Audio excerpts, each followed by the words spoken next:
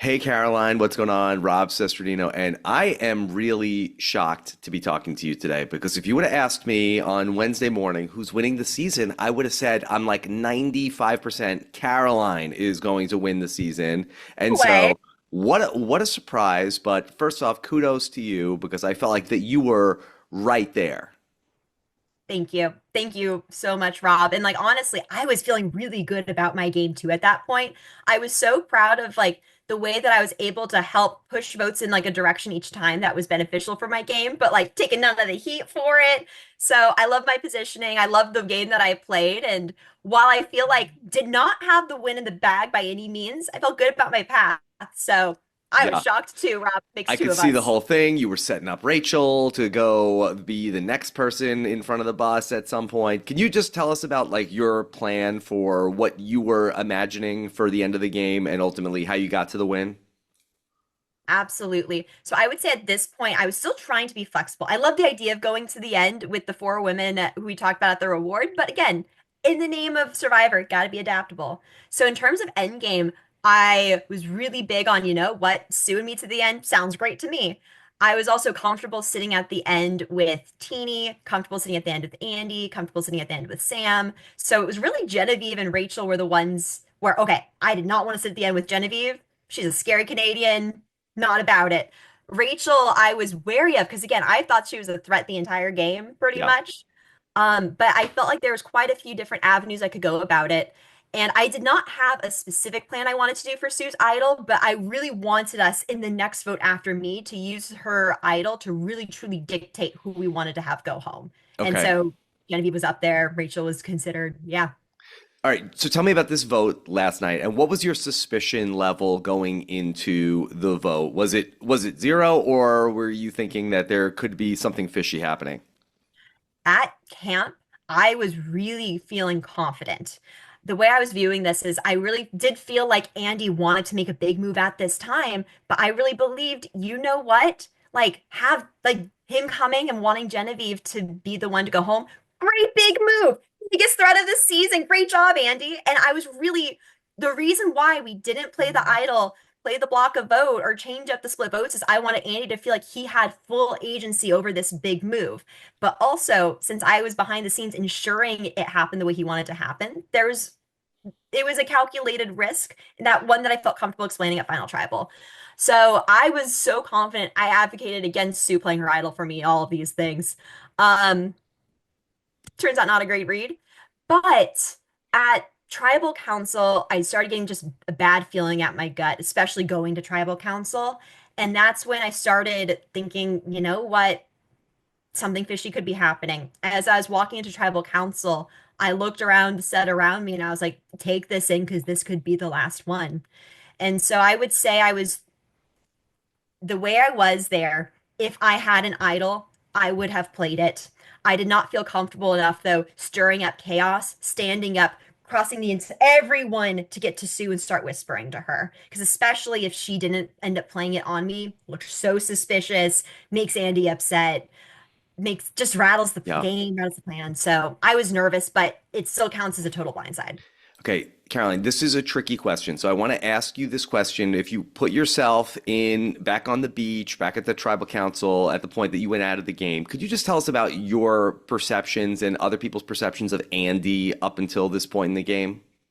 Absolutely. So really speaking from my perception first, our my first impression of Andy was that day three Matt experience. And I would say after meeting him during the journey and meeting him early on in the merge, he was really big on just talking about how he felt so alone, that he was on the bottom. And he really led with all of the emotions that he felt from feeling so excluded and disrespected.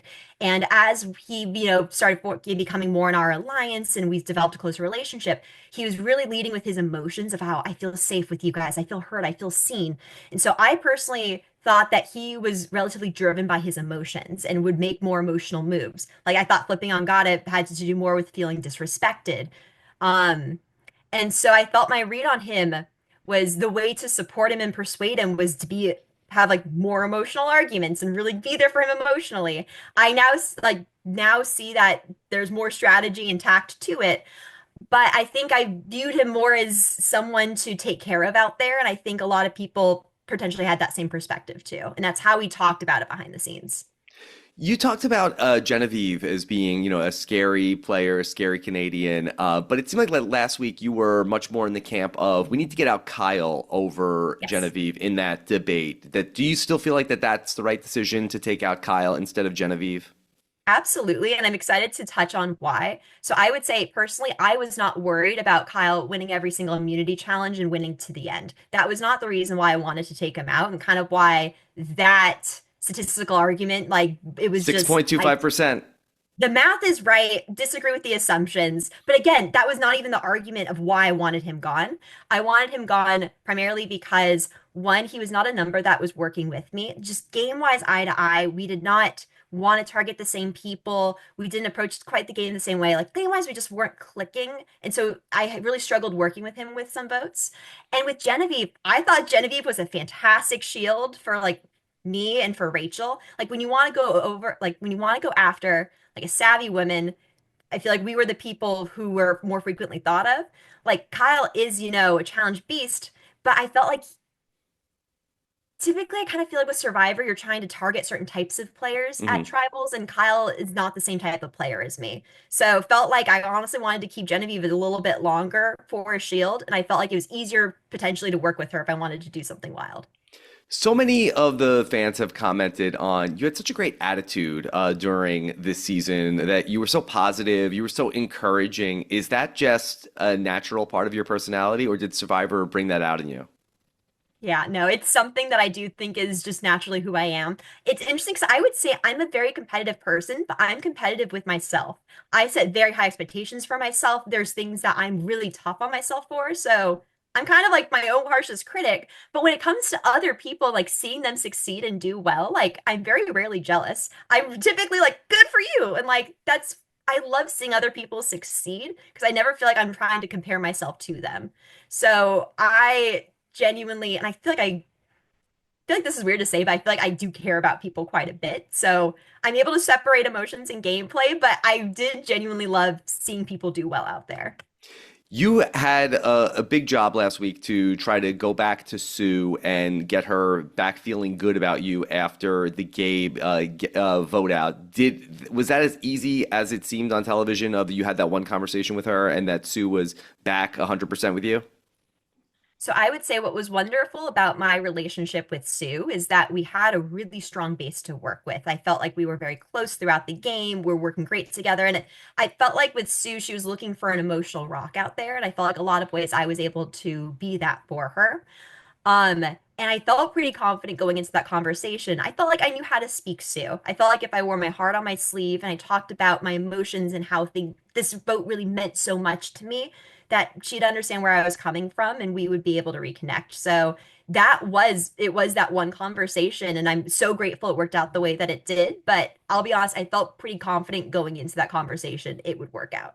Caroline, all right, this is a very important question I have for you about Sue, and maybe you can help us I understand know what's what you're going gonna on. ask. Yeah, what is going on? Why is she so dirty? And people say, oh, this is makeup. But she said to you, hey, Caroline, you have dirt on your face. No. And guess what? I told her right back after that. She has it too, and I helped her out. So I want to clarify, I really like a lot of what's on her face is not dirt, it's soot. So Sue is wonderful, and she was so active at tending to the fire, especially at night.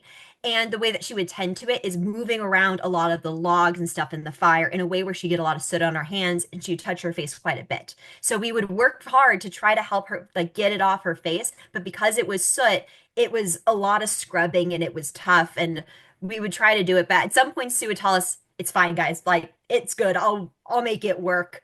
um so efforts were made daily. It was still tough, and but I need to clarify that is why Sue is a little bit messier. But also, okay, you have to admit the contour line in that one photo, Mm-hmm. honestly, pretty stunning. It looked Pretty pretty good. good. I feel Strong like other cheekbone. contestants should like contour with Duke moving forward. Not Yeah, bad. she's a game changer. Yes. Caroline, coming into the merge, that you really clocked Rachel. You talked about Rachel as being the most dangerous player in the game. Did Rachel ingratiate herself with you, or was she always still in the back of your mind as a very dangerous player?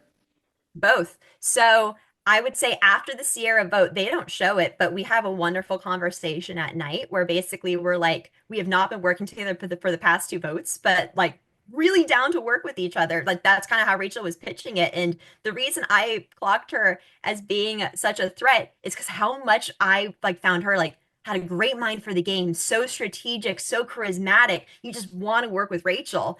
And so at that point, I was like, you know what? I think she's a threat, but I'd love to have this threat working with me. So after the Sierra vote, we were working together. And especially as the game evolved, she became my strategic number one. And so I loved working with her in the game.